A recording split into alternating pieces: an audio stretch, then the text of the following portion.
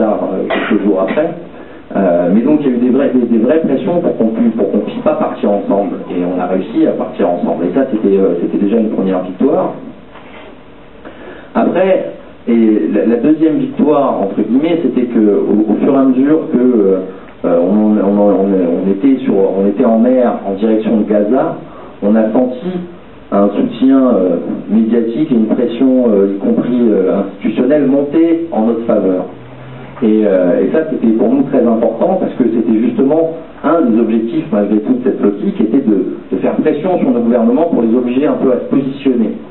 Et le fait que le samedi après-midi, samedi, on devait être le 28 mai ou 29 mai, je ne sais plus, ouais, le 29 mai, je crois, le fait que, par exemple, la France annonce qu'elle était pour la levée du blocus immédiat, au moment où 7 bateaux humanitaires dirigés vers Gaza, ça c'était malgré tout important. Le fait que d'autres pays aussi condamnent le blocus et commencent à se réveiller, pour nous c'était important, et surtout on se disait, c'est bien parce que en fait quand on va arriver dans les eaux de Gaza, dans cette zone interdite par Israël, on aura une pression médiatique et diplomatique qui nous permettra sans doute de négocier quelque chose.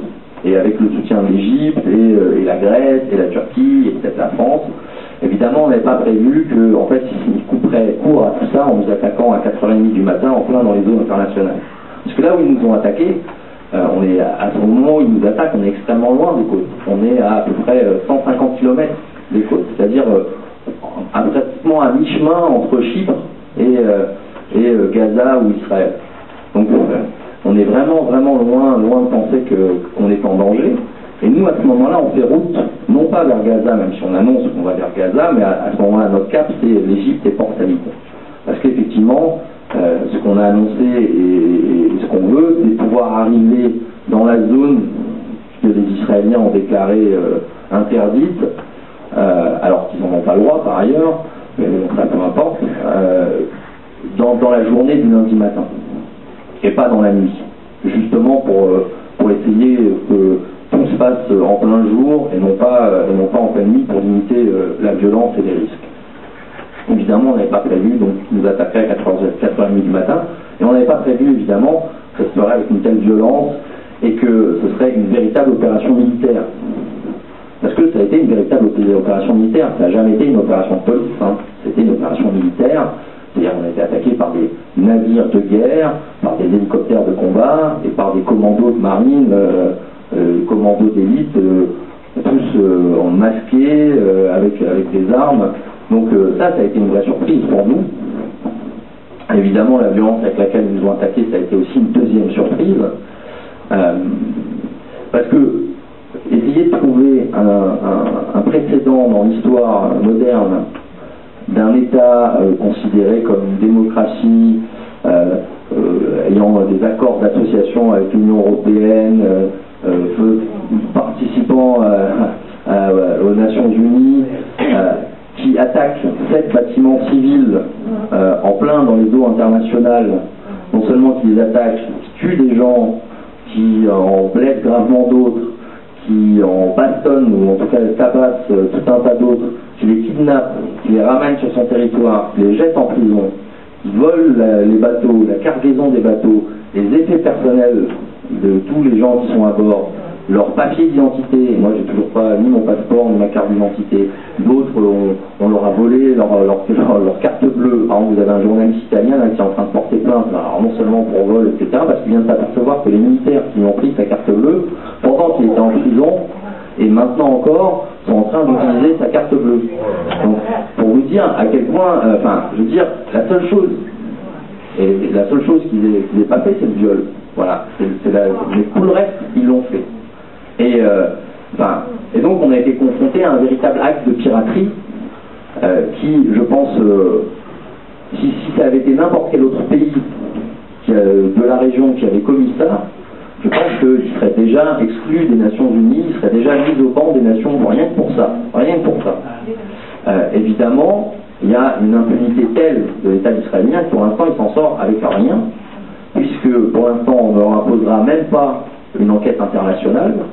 On en est à discuter d'une enquête est menée par les Israéliens avec peut-être 2 observateurs internationaux, un Américain, un Nouveau-Zélandais et un Néo-Zélandais.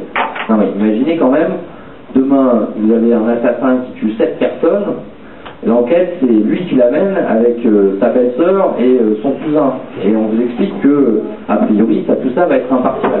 Enfin, c'est dingue. Et donc effectivement, il y a pour l'instant une impunité totale. Et c'est vrai que ça a, je pense, choqué énormément dans le monde. Il y a eu un scandale, enfin, je pense que énorme. Nous, par ailleurs, on se rendait pas compte que ça faisait tant de bruit. Parce que nous, évidemment, on était dans la prison, il a fallu que ce soit les avocats, en fait, quand on a pu les voir, qui ont pu rentrer dans la prison sous la pression internationale, qui nous ont dit, vous vous rendez pas compte, voilà, le monde est en train d'hurler après ce qui s'est passé. Et c'est vrai que nous, on se rendait pas compte, mais je pense que, voilà, il y a eu un outrage énorme, mais en fait, quelque part, on a vécu en quelques heures ce que vivent les Palestiniens tous les jours. Et je pense que, malheureusement, le monde est tellement habitué à voir les Palestiniens se faire tuer que, oui, Gaza, l'année dernière, ça a déclenché quand même, malgré tout, une colère un petit peu internationale.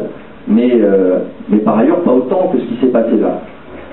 Donc ça montre que quand même, pour que le monde se révolte, il faut qu'il touche aussi des gens qui soient autres que des Palestiniens. Mais au-delà de ça, malgré tout, il y a quand même des éléments malgré la tragédie et le fait qu'il y a quand même 8 morts et des blessés graves et peut-être des disparus, on ne sait pas encore parce que tout n'est pas fini. Mais malgré cette tragédie, il y a quand même des éléments, à mon avis, qui sont importants. La première, c'est que, d'abord, il y a un mouvement de révolte internationale qui est en train de s'ancrer. C'est-à-dire que maintenant, effectivement, je pense que les gens sont furieux contre Israël, et avec raison, et que ça va pas s'éteindre, cette colère face à un État voyou, un État pirate. Donc ça c'est la première des choses. La deuxième, cela dit, je pense que c'est sûr que, y compris institutionnellement, on est au début d'un processus. Quand vous faites les comptes, aujourd'hui la Turquie a gelé ses relations avec Israël. La Turquie c'est pas rien. La Turquie c'était le premier allié d'Israël dans la région. La Turquie c'est un membre de l'OTAN. Donc c'est vraiment quelque chose qui est c'est un basculement qui est en train de s'opérer dans la région. Et je pense que c'est le dernier allié réel d'Israël dans la région, et c'est fini. Je pense qu'il n'y aura pas de retour en arrière. Pour l'instant, il y a un gel des relations diplomatiques, et les Turcs